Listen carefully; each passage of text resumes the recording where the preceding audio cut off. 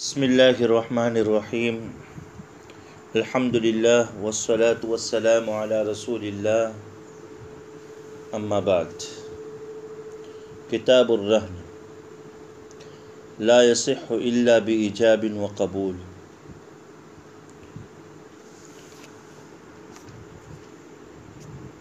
رہن کا بیان یہاں سے شروع ہو رہا ہے۔ لغت عرب میں رہن کا معنی ہے روکنا، حبس وغیرہ، اس معنی میں دوام وغیرہ کے معنی میں آتا ہے، اور شرعی تعریف ہے اس کی جعل عین مال وثیقۃ بدین یستوفى منها عند تعذر وفائه۔ شرعی تعریف ہے کہ کسی متمول چیز، مالیت کے قبیل کی چیز کو قرض کا بھروسہ، وثیقہ یا قرض کے لیے قابل اطمینان قرار دینا، تاکہ ادائیگی کی دشواری کی صورت میں اس عین کے ذریعے اس کا حصول ہو سکے، شرعاً یہ عقد رہن کہلاتا ہے۔ شرعاً جو ہے یہ عقد رہن کہلاتا ہے۔ مثلا زید نے عمر کے پاس 10,000 روپے مانگے۔ عمر نے اس کو کہا کہ اپنی موٹر سائیکل میرے پاس بطور رہن کے رکھو، جب بھی قرض ادا کرو گے موٹر سائیکل لے جانا، نہیں ادا ہو سکے گا تو موٹر سائیکل بیچ کر میں اپنے 10,000 روپے اس میں سے وصول کر دوں گا اور باقی تمہارے حوالے کر دوں گا۔ تو اس مثال کے اندر زید جو کہ مقروض ہے اور بطور وثیقہ اپنی موٹر سائیکل رکھ رہا ہے، اسے راہین کہیں گے، اور عمرو کو مرتہین کہا جائے گا، جس کے پاس، جس نے قرض دیا ہے، جس کے پاس رہن رکھا جا رہا ہے، اسے مرتہین کہیں گے، اور اس موٹر سائیکل کو جو بطور رہن کے رکھی جا رہی ہے اسے شیء مرہون کہیں گے، شیء مرہون، اور قرض کو مرہون بھی کہیں گے۔ یہ ہے عقد رہن کے ارکان: راہن، مرتہن، شیء مرہون اور دین مرہون بھی، دین مرہون بھی۔ دیکھیے، حقوق کے لیے قابل بھروسہ شرعاً 3 چیزیں ہوتی ہیں۔ ایک یہ کہ معاملے پر آدمی گواہ رکھے، یعنی شہادت۔ دوسرا ہے رہن، جس کا بیان یہاں پر ہو رہا ہے، اور آگے آئے گا ضمان، آگے آئے گا ضمان یعنی ضامن بنانا۔ ان 3 چیزوں کے ذریعے سے بھروسہ حاصل ہو جاتا ہے۔ قرآن میں، سنت میں اس کی مشروعیت پر دلائل موجود ہے، اس کی مشروعیت پر جو ہے دلائل موجود ہے۔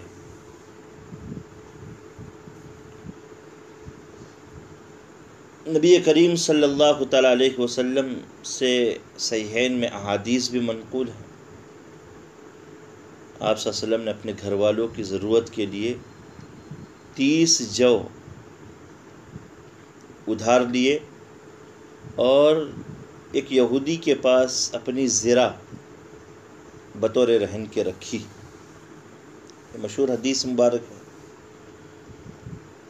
تو 30 ساجو کے عوض میں آپ صلی اللہ علیہ وسلم اپنی زرہ بطور رہن کے ایک یہودی کے پاس رکھی۔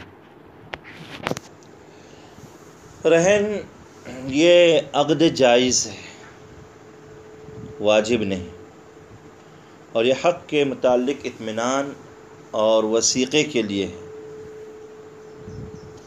کوئی قرض کے عوض میں رہن دیتا ہے، لیتا ہے، کوئی نہیں لین دین کرتا ہے رہن کا،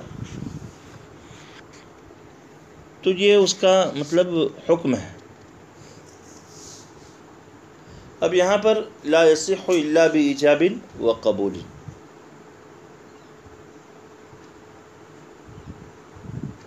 رہن میں جو یعنی ایجاب و قبول کا سیگا ہونا ضروری.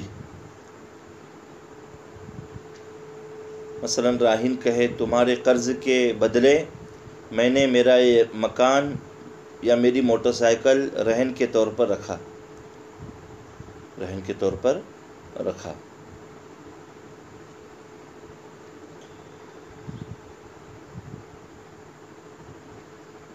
تو یہ ہے. مرتہن بھی کبھی کہہ سکتا ہے کہ بھائی مجھ سے تم قرض لے رہے ہو، تم اپنی موٹر سائیکل یا اپنا گھر میرے پاس بطور رہن کے رکھو. چونکہ مالی تبادلہ ہے عقد رہن کے اندر، تو اس میں جانبین کی رضامندی ہونا ضروری ہے، اور رضامندی پر دلالت کرنے کے لیے ایجاب و قبول کے الفاظ ہونے چاہیے. بغیر ایجاب و قبول کے صحیح قول یہ کہ رہن منعقد نہیں ہوگا. لا یصح الا بایجاب و قبول. تو یہ معاملہ ہے. آگے فرما رہے فَإِن شُرِطَ فِيهِ مُقْتَضَاهُ كَتَقَدُّمِ الْمُرْتَهِنِ بِهِ أَوْ مَصْلَحَةٌ لِلْعَقْدِ كَالْإِشْهَادِ أَوْ مَا لَا غَرَضَ فِيهِ صَحَّ الْعَقْدُ. عقد رہن میں ایسے شرائط اگر لگائے جائیں کہ جو عقد رہن کے مقتضا کے مطابق ہو، خلاف نہ ہو، شریعت انہیں قبول کرتی ہو، تو ایسی صورت میں ایسی شرط لگانا جائز ہے اور عقد رہن بھی صحیح ہو جائے گا. جیسے مرتہن نے راہن سے کہا کہ اگر تم نے وقت پر قرض ادا نہیں کیا اور شے مرہون بیچنا پڑی، یہ موٹر سائیکل بیچنا پڑی، تو سب سے پہلے اس کا خریدار میں بنوں گا، میں اسے خریدوں گا، جو بھی قیمت ہوگی مارکیٹ ریٹ ہوگا اور میں آپ کو دے دوں گا. تو ٹھیک ہے، دوسرا لے لے یا مرتہن لے لے. البتہ 10,000 کا قرضہ لیا ہے، تو اگر وہ موٹر سائیکل کا مارکیٹ ویلیو 20,000 روپے ہے تو 10,000 روپے مرتہن اپنے پاس رکھے گا اور 10,000 روپے واپس کر دے گا. او مصلحۃ للعقد، یا ایسی شرط لگائی جو عقد کی مصلحت کے مطابق ہے عقد رہن کے. جیسے راہن نے کہا کہ میں اپنی چیز بطور رہن کے آپ کے پاس رکھ رہا ہوں اور آپ مجھے قرض دے رہے اس کے بدلے میں، تو کوئی گواہ چاہیے، گواہ متعین کر دو. تو گواہ بنانا، اس کی شرط لگانا یہ بھی جائز ہے. یا ایسی شرائط لگا دی جن کا کوئی مقصد نہیں ہے، ایسی بھی اگر شرط اس نے لگائی ہے. جیسے اس نے کہا کہ میں اپنی بھینس تمہارے پاس بطور رہن کے رکھ رہا ہوں، لیکن اس کو فلانا چارہ ہی کھلانا. تو یہ تو اس کی کوئی ضرورت بھی نہیں ہے، اس لیے کہ چارے پانی کا خرچہ یہ تو کس کے اوپر آنے والا ہے؟ جس کی وہ بھینس ہے، راہن، اس پر. مرتہن پر تو خرچ آتا نہیں ہے، اس لیے کہ مرتہن اس بھینس کا نہ مالک ہے نہ اس سے فائدہ اٹھا سکتا ہے عقد رہن. تو اب کوئی مقصد نہیں ہے اس شرط کا. راہن جو اس بھینس کا مالک ہے، مقروض ہماری مثال میں، تو اس کا کام ہے کہ جس قسم کا بھی چارہ کھلائے گا تو اس کی ذمہ داری رہے گی. صح العقد. ان شرائط کی وجہ سے عقد رہن صحیح ہوگا. وَإِن شُرِطَ مَا يَضُرُّ الْمُرْتَهِنَ بَطَلَ الرَّهْنُ.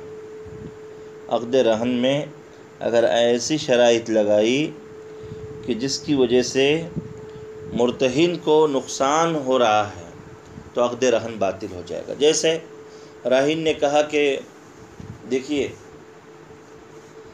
میں آپ سے 10,000 روپے کا قرضہ لے رہا ہوں، لوٹانا ہے 15 دن میں، نہیں لوٹایا تو آپ یہ جو میں موٹر سائیکل میری بطور رہن کے آپ کے پاس رکھ رہا ہوں، اسے آپ 1 مہینے کے بعد ہی بیچ سکتے ہیں، اس سے پہلے نہیں۔ تو ظاہر سی بات ہے اس میں مرتہن کا نقصان ہے۔ مان لو اس کو 15 دن کے بعد اپنی اس رقم کی فوری ضرورت ہے، اور تو اس کی وہ ضرورت پوری نہیں ہوگی، اس وجہ سے یہ نقصان ہے، عقد رہن جو ہے باطل ہو جائے گا۔ وَإِنْ نَفَعَ الْمُرْتَهِنِ وَضَرَّ الرَّاهِنِ كَشَرْطِ مَنْفَعَتِهِ لِلْمُرْتَهِنِ بَطَلَ الشَّرْطُ وَكَذَا الرَّهْنُ فِي الْأَصْغَرِ۔ کہتے ہیں کہ اگر عقد رہن میں ایسی شرائط لگائی گئی جس میں مرتہن کا فائدہ ہے اور راہن کا نقصان ہے، مرتہن کا فائدہ اور راہن کا نقصان ہے، تو ایسی شرائط لگانا بھی باطل ہے، اور قول اظہر کے مطابق عقد رہن بھی باطل ہو جائے گا، عقد رہن بھی صحیح نہیں ہوگا۔ مثلا کہ شے مرہون مرتہن کے پاس وثیقہ ہے، بھروسہ ہے، موٹر سائیکل جو زید نے عمر کے پاس رکھی ہے اس کے پاس سے 10,000 روپے لے کر، یہ بھروسہ ہے کہ اگر کبھی 10,000 نہیں لوٹائے تو موٹر سائیکل بیچ سکتا ہے، لیکن کسی بھی صورت میں زید مرتہن قرض خواہ، دینے والا قرض، اس موٹر سائیکل کو چلا نہیں سکتا، استعمال نہیں کر سکتا، اس کے شیڈ میں کھڑی رہے گی، اس کے قبضے میں رہے، لیکن اس کو استعمال کرنا اس کے لیے جائز نہیں ہے، سخت منع ہے۔ حدیث میں کل قرض جر نفعا فهو ربا، کہ جس قرض کے ذریعے سے قرض خواہ مقروض سے نفع حاصل کرے تو یہ سود ہے، تو یہ انتفاع جو ہے اس کے لیے جائز نہیں ہے، بالکل حرام ہے، اس کے لیے جائز نہیں ہے۔ اس لیے تو اس موٹر سائیکل سروسنگ یا اس میں پیٹرول ڈالنا اس کی ذمہ داری، یا